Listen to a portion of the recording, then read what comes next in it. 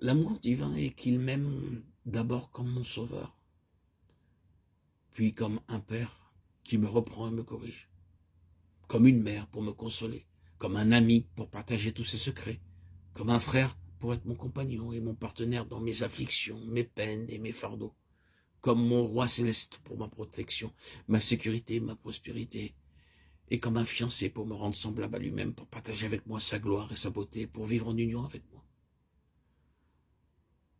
Le Saint-Esprit est appelé le consolateur, car il peut apporter en moi l'amour divin, en ces 7 aspects, dans sa pleine mesure. Si dans votre expérience du Saint-Esprit, vous ne trouvez pas l'amour, il y a quelque chose de faux. Certaines personnes parlent de plénitude, mais ont un cœur partagé, elles disent des choses mauvaises, elles font beaucoup de choses honteuses. Il n'y a pas d'amour, pas de sympathie, pas de compréhension, pas de douceur, pas de gentillesse. Il n'y a pas d'amour divin.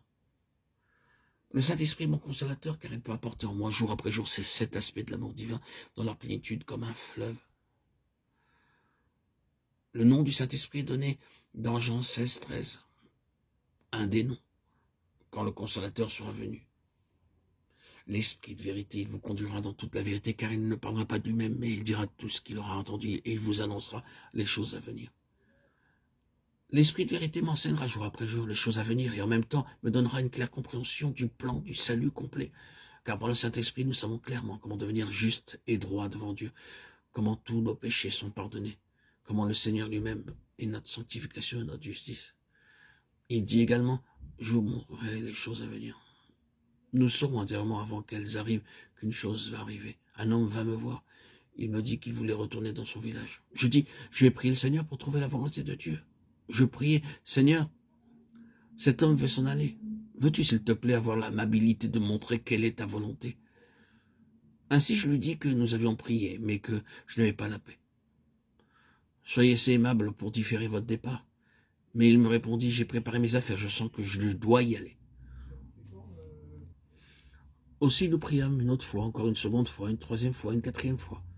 Mais arrivait la même réponse. Je lui ai dit, il y a quelque chose de mauvais quelque part, ne partez pas aujourd'hui, s'il vous plaît.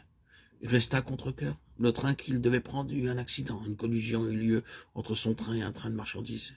Et il eut plusieurs centaines de morts. Il va alors me voir, me dit, merci beaucoup de m'avoir retenu.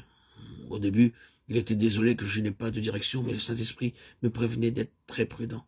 Une autre fois, nous montions sur une montagne, j'allais devant et quelqu'un était derrière moi, quand soudain mon pied ne se posa pas par terre. Je regardais, il y avait un cobra. Dans cette occasion, le Seigneur nous sauva. Dieu a promis que le Saint-Esprit nous préviendrait en disant « Sois prudent, ne va pas de ce côté, sois très prudent ». C'est comme cela que nous avons été sauvés de bien des choses. Il est l'Esprit de vérité pour nous montrer clairement la voie du salut et la pleine signification de l'amour de Dieu. Et en même temps, nous sauver de tous les dangers qui surviennent.